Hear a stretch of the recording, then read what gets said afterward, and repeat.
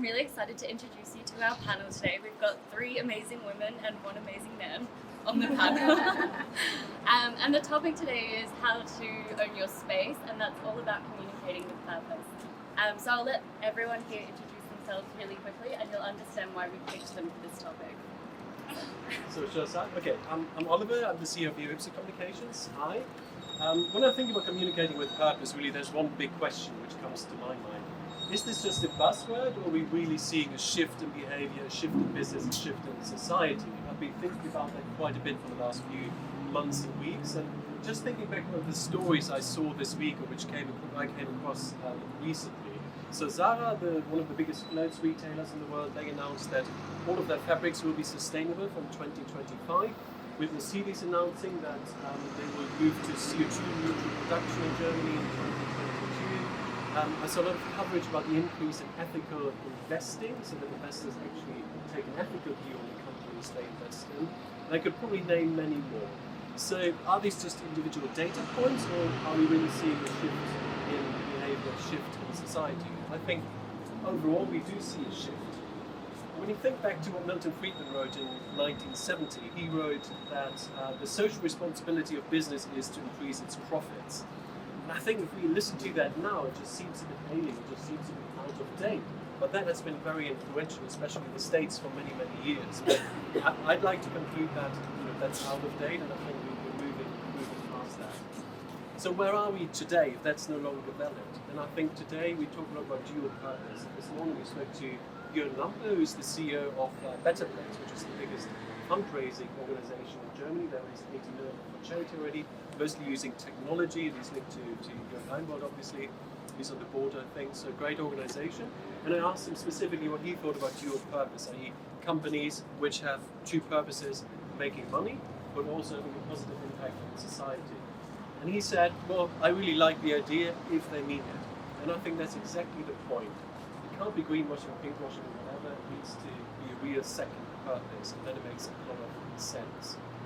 And when you have that second purpose, the positive impact on society, I think then people actually listen, and from a communications perspective, that makes a lot of sense then to make that part of your brand, to communicate about it, and to be upfront about your purpose, because that becomes part of your identity, part of your DNA. But think about Tom's, the shoes, 1 for 1, you buy a pair of shoes, they give a pair of shoes to a person in need. I think they started this whole dual purpose, probably the first one I came across, which is such an explicit dual purpose model. And I don't think they would be as successful as they are and as impactful if they had been a bit coy about their second purpose and maybe make that a sort of a secondary aspect. So they were quite frank about that package of the dual purpose. So for those reasons, I think we are seeing a shift in society, we're seeing a shift in business. Yes, there have been a lot of reactionary politics and rhetoric in the last few years, absolutely true, but I also see a lot of progressive movements in the right direction towards more progressive conduct in business, more ethical conduct in business, and that obviously makes sense to talk about it and make it a topic and put it on the agenda. So you can call it purpose, you can call it progress, but I do think it's happening. Even if it can be messy, it can be slow, it may not be linear all the time, but all in all I think there is purpose and we should communicate about it. So we've got 3 ladies. We've got Judith, Klose, we've got Baum, and Katy Campbell. So Judith, do you want to tell us a little bit about that? Thank you very much for the invitation. So first of all, I completely agree with you. I'm Judith. I'm head of communication at Cibe. It's a startup for digital opinion data. So we actually do online polling with a lot of media partners. Some of you maybe know Spiegel Online. When you click where you're going to vote for next Sunday, this is probably the most well-known example of what Cibe does. But we also do a lot of market research and big studies. For example, we just published a study about what actually customers think about companies who do have a political standing. If they have an opinion about, refugees or equality, for example.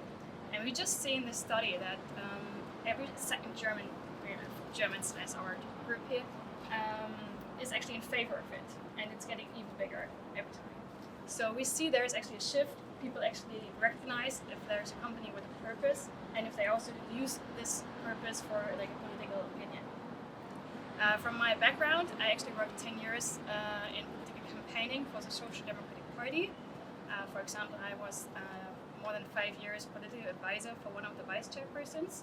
So I know how to actually communicate with purpose, but I also know how to communicate with too many purposes. Especially the Social Democratic Party has a problem that there are like too many goals. There is no focus in like 2 or 3 maybe reasons why you're active. Like you want to save the world in a way. And I think this is really like one of the biggest challenges for communication, that you focus, that you have a clear target, and that you also have a clear target group. And I think coming now from my job today, I think it would be really helpful, for example, for the Social Democratic Party, but also for other parties, to use like data and see like who is actually in favor of my ideas, my political answers, and who's my target group, and who's like open also for like my ideas, and not try to reach everyone. I have so much to say regarding communication and how much it's important, but I will introduce myself because I know several of you also came last time. I came from Tel Aviv 5 years ago. I came to Berlin. I raised several companies before I came to Berlin. And to be very honest, I did a lot of mistakes and I just learned from them. And today I'm actually, I would say, smarter or much more experienced. And I have 2 companies, one of them called W Lounge. Probably several of you know it, hopefully all of you. And W Lounge, we call it a tech ecosystem. We connect technology and money, which all different layers. It sounds very weak, I think, but we are much more than this. And to be honest, it's me. I wish I had that when I was 26 and I started. And today we are supporting a lot of female founders as well, not only female, but women. We need to see much more success stories coming from the women's side. So W Launch is doing a lot of things, significant player in the German and definitely Berlin tech ecosystem. And I think also doing a lot of changes, because coming from Tel Aviv and being very active also in China, because I worked with China for 8 years, and also from Silicon Valley and New York, Germany looks like 15 years behind. I just landed from Tel Aviv yesterday, so in one point it's much more, I would say, reasonable place to build your startup, but in another hand it's really too slow, too comfortable, and not really bringing unicorn, or not enough building unicorn.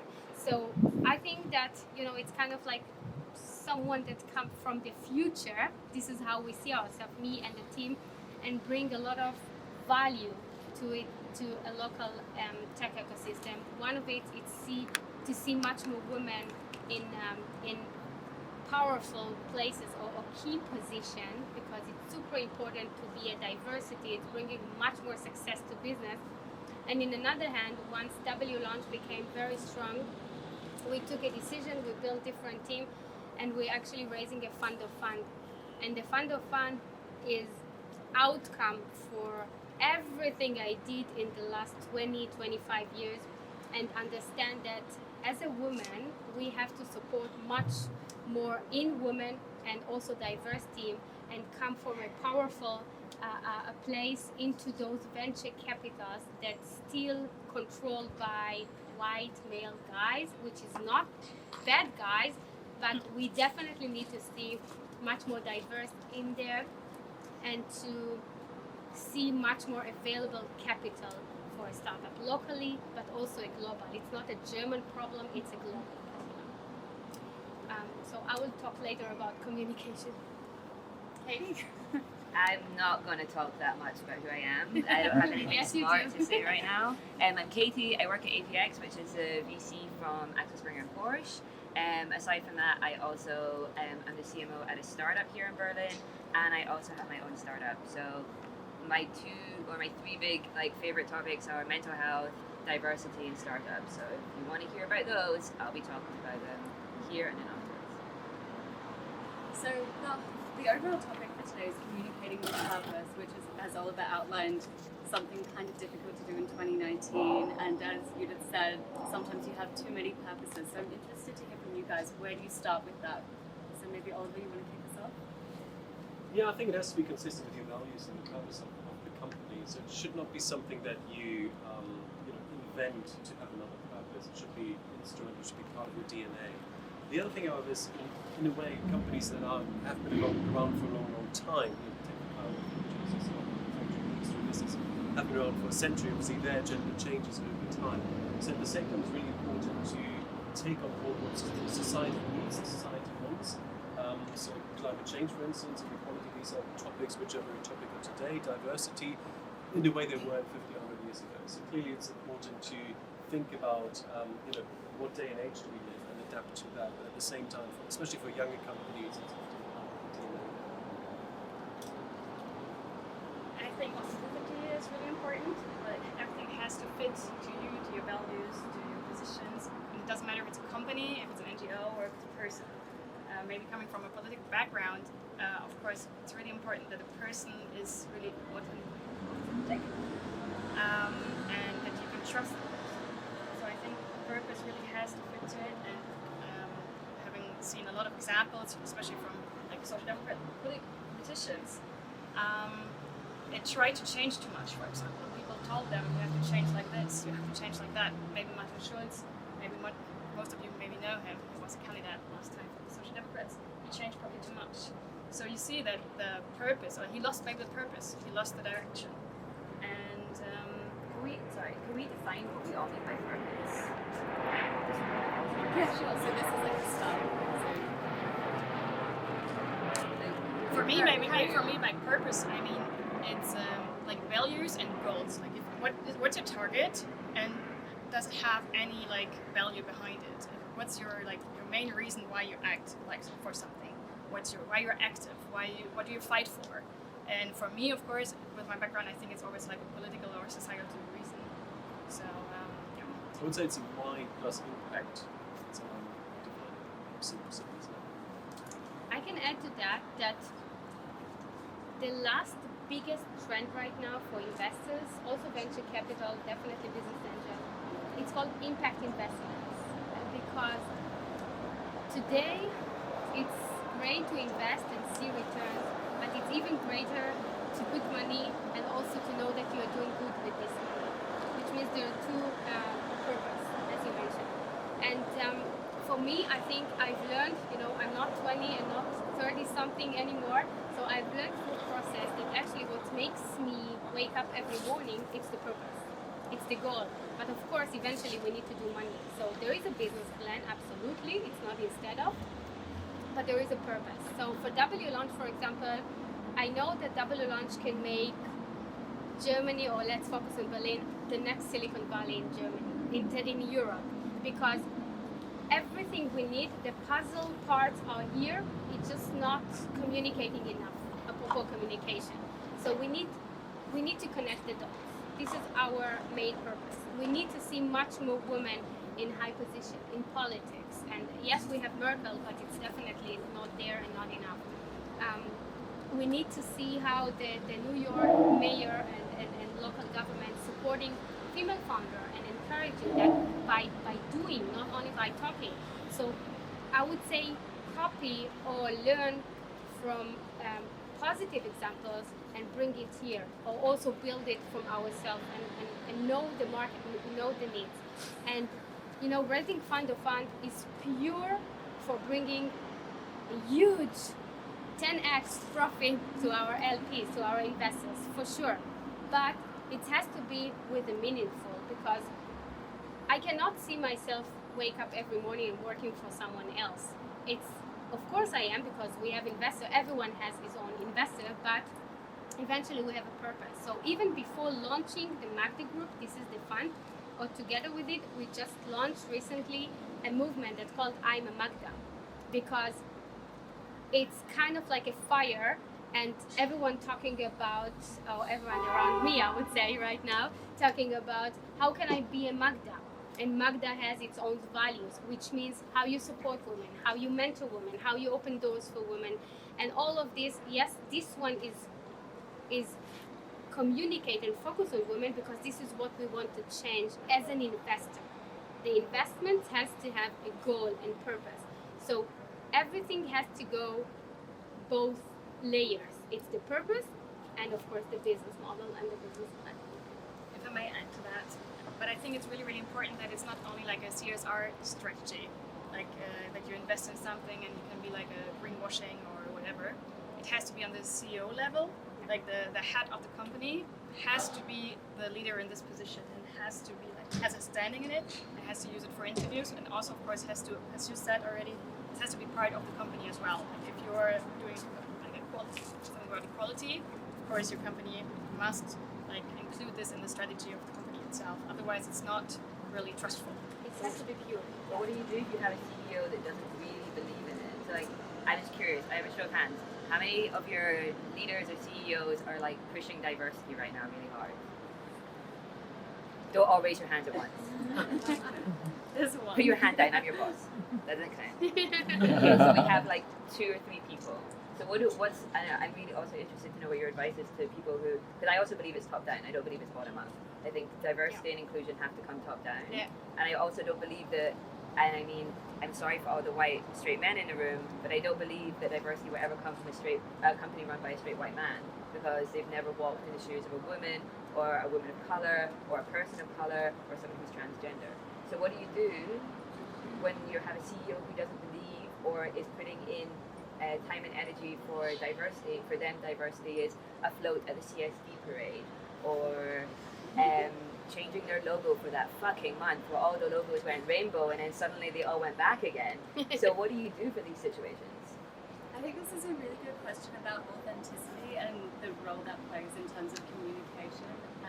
Sorry, Lena, I just like interrupted your like flow and just took over. No, that's perfect. But like that's exactly what we want to kind of talk about today. Is like, does it actually matter? Do you need to communicate with purpose, or can you paint your flag, rainbow for a moment? Like, does authenticity really matter? Does it have to come from the top down, the bottom up?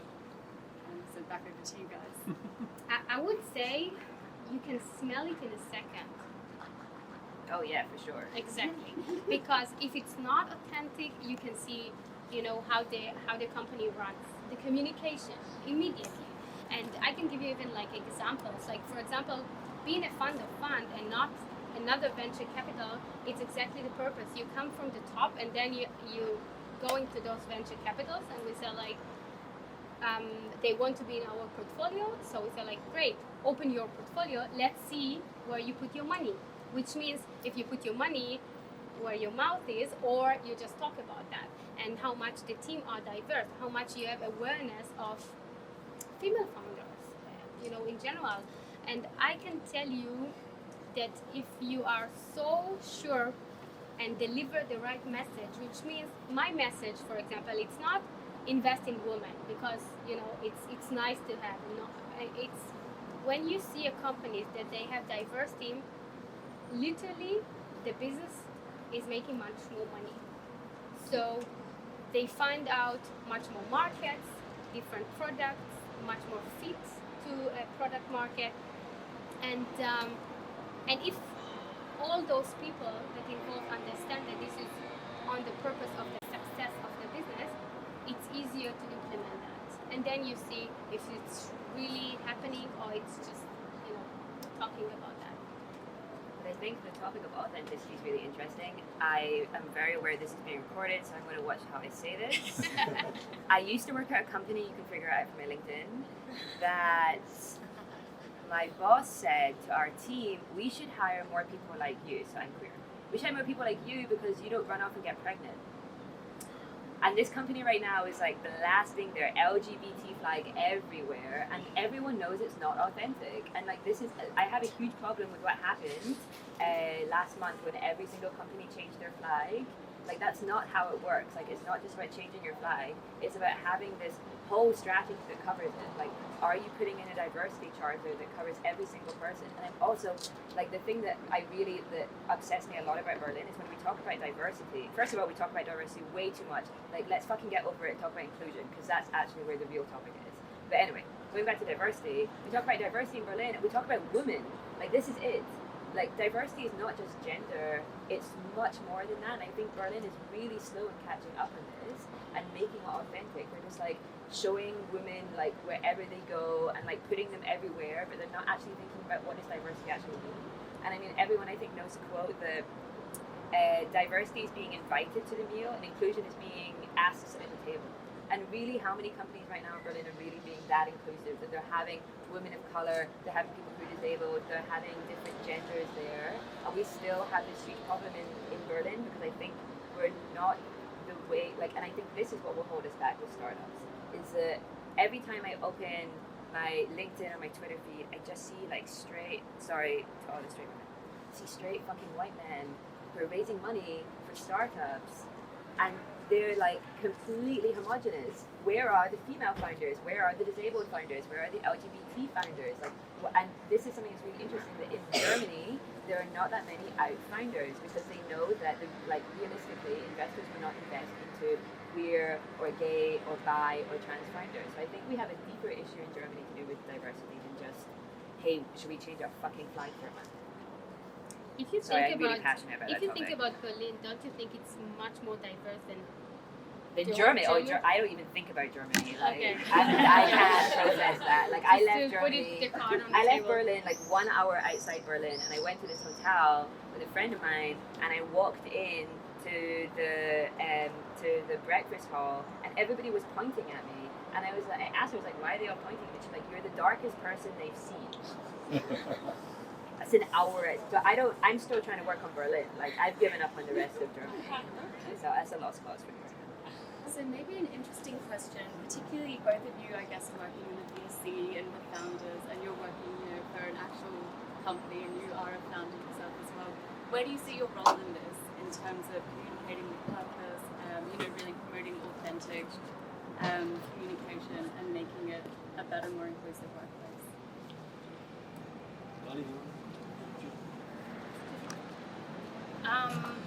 Well, first of all, my company is actually helping our companies to find the target groups and to really see who's really in favor of positions, how positions change, and you can monitor like in real time if there is a change in the perception of quality, inclusion, especially climate change. The perception of climate change changed a lot in the last month.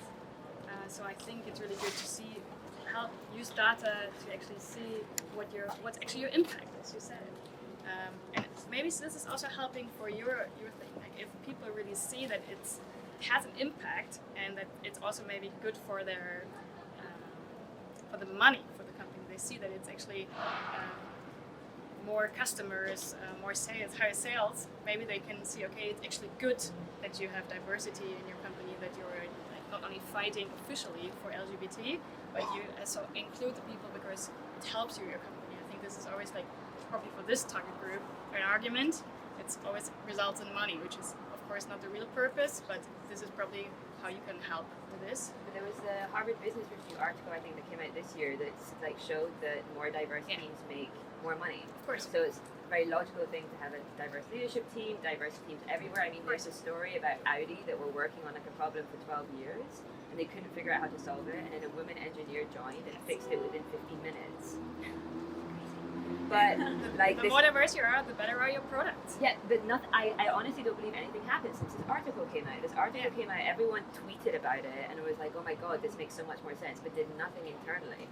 And I think this is where I have the problem, that we talk and talk and talk about diversity, but who's actually going back and doing something about it? And like, is every single person in these rooms, or this veranda, terrace areas, responsibility to be an ally and to actually go out there and be uncomfortable at work and try and make a difference, because it's not one or two people fighting for it. It has to be all of us fighting for it on like a daily basis, and you don't give up until you get there. I mean, it's not fair the future generations have to grow up and be in a situation like this, so it's our time to fight.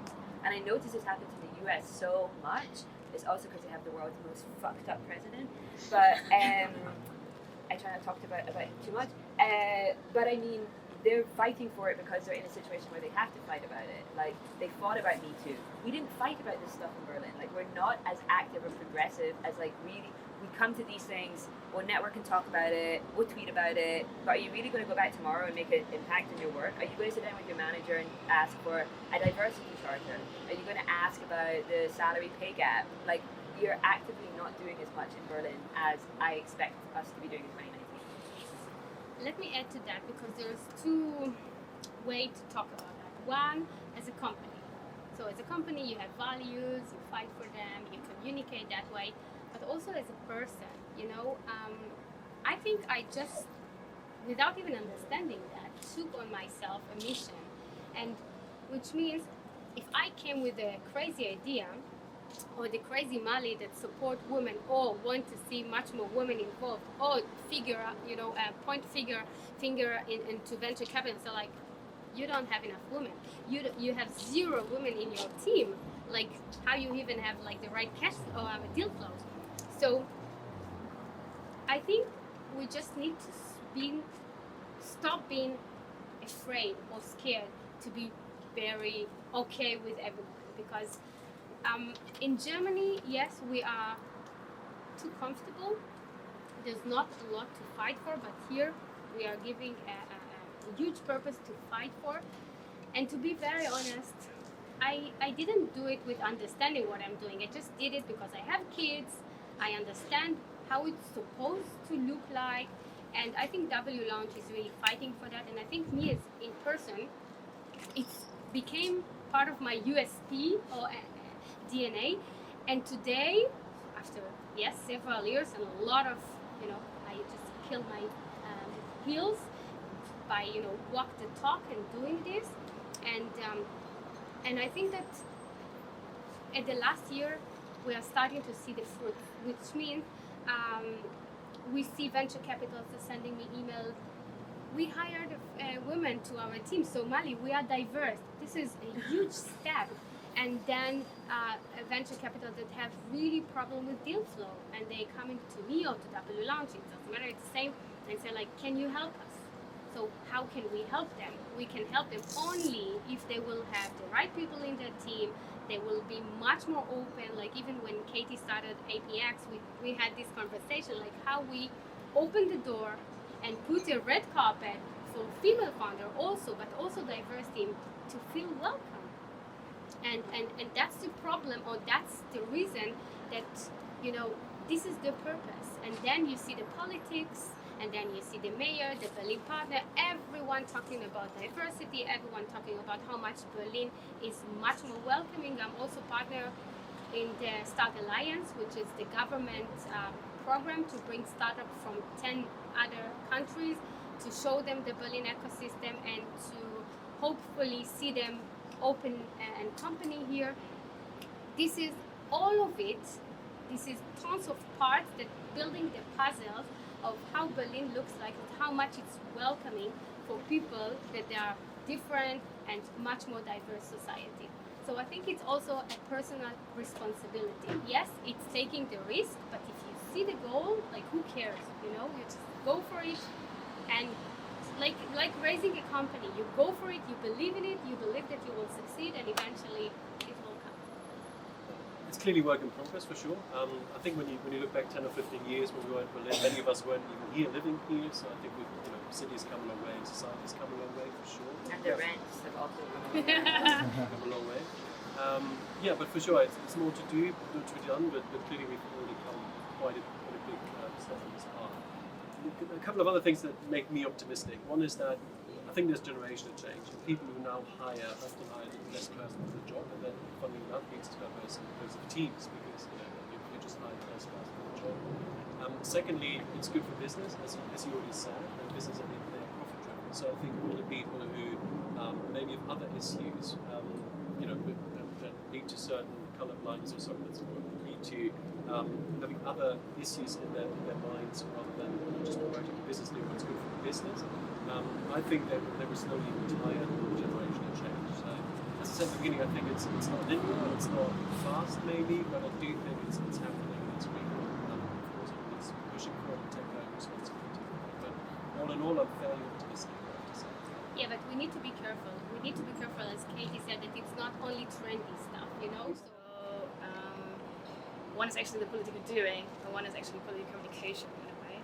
Of course, it has to fit together, and only if you really do something, it's helping your communication, and your communication is good if find out more supporters so you can do something. But I think it's so complex, the political sphere and the ideas and the things you have to do actually to solve problems. I think for the communication it's better to be easier, and it's more about the heart and the brain than just about the real reason to focus. So to find more supporters and to also build a bigger group, that it's not maybe this is it. Forget it. thank you. Yes. I think I have a tip for you, because I wasn't like that all my life, you know. Today I feel like I'm super laser focused, but it wasn't like that. And I would say, keep yourself flexible, keep your mind open, because I know that things that I'm doing in Berlin, I would never do in other places, you know. So you have to know the environment, you have to know the place that you live in, and keep it flexible, because things that you can do here you cannot do there, and so on. Like for me, for example, I learned so much. Think about it, I'm from Israel, and here in Berlin I started to be involved in judging a award that the mayor is giving for refugee. I would never do it while I was, in Tel Aviv, and here it's amazing because I'm learning so much stuff that I would never get an access for that. So this stuff making you much more experienced and focused, because eventually if you're doing those stuff, you know exactly where to go, where it's not good for you, what is really perfect for you, and then the focus is coming. You talked about ethics. You said that political parties should do some market research, and you also said that political parties should have purpose, right? And I thought that might be a contradiction actually, because what if the market research shows that the 80% of the population want to go towards something which is completely against your purpose? So that's related to what you said about political parties, but we could also discuss this in a more general sense. Does purpose have to come bottom up, or can it be top down? Well, Sorry, Yeah, one more of thing course. to the political. Of course. I think that's a special area, and maybe it's not that easy to mix it with business. Yeah. I think actually, to be frank, my personal opinion is that it would be very undemocratic for a party to relate your purpose to the outcome of market research, because actually it's the core of a political party, in my opinion, to create a majority for your ideas how the society should look. I completely agree with you, and I think it's not a difference. I think the most important is people have parties have to convince people, and they have to find, as I said, more supporters for your ideas, and you can find you have to broaden actually your supporters, but I think data can help you to see if you're actually succeeding in it. I think it's not a problem. So But once you have first your comes purpose in place, conviction. First comes your purpose, Yeah. and then comes the data to see if it's actually helping.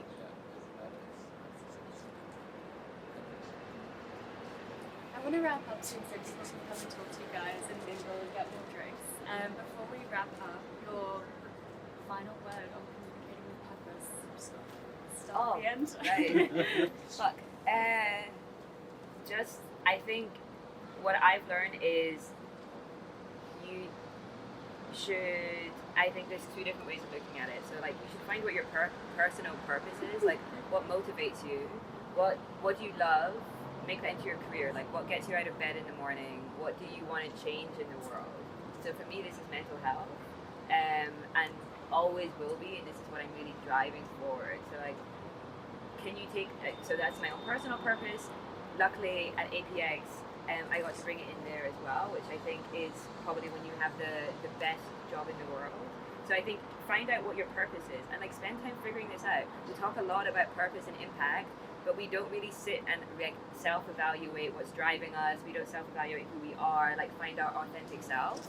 Spend some time doing that. Figure out what it is you want to fight for. And it can be anything. It can be something super niche, but like figure out what it is that you want to stand up and fight for. And then the second thing is, in your company, I honestly think everybody should have diversity as a purpose there. I think that's so key, like diversity and inclusion. And if you do not see it working, and you do not see it happening, like go out and figure out how you can bring it in. Like you can be the ally that helps someone else out, and you can bring that into your company. So I think it's about learning that confidence to be a warrior and just stop giving a fuck and like go out there and do what you want to do. I would say just own your place. Don't do stuff because you're following things. Even if you're working for someone, you can do so much change within. Katy did a lot of changes within inside, and I think each one of us already has his own purpose or things that he is feeling very related to, and we need to bring it much more with our business, our day job, or our startups. And when you combine those, I think you own what you're doing because no one can copy you. And I think that's the secret. I'll swear for you, don't worry. I've got the brain covered for everyone. Katy's way. Maybe from my perspective, try to help your bosses, CEOs, whatever, like try to find real targets and really your target groups, so you can focus and that you can really reach something. If you have so many different ways and goals, like maybe it's you should try to focus so you really reach something and that it's like really changing the world. As you said it. You guys said it so beautiful. I thought just maybe finally quick. Someone smart once said that the purpose of life is to have a purpose in life, and I can only agree. I think the same is true for communication. So to communicate, make sure you have a purpose. Use it wisely. Well, thank you so much, Katy, Molly, Judith, Oliver, for sharing your 2 cents on the topic. That concludes number 3. There'll be another one in 2 weeks' time, so we'll come back. And that'll be actually a partner event with World Connect, so something really interesting. So go forward, have apples, There's plenty more. I don't know. There's so much beer there. More in the fridge. Thanks, guys. Thank you.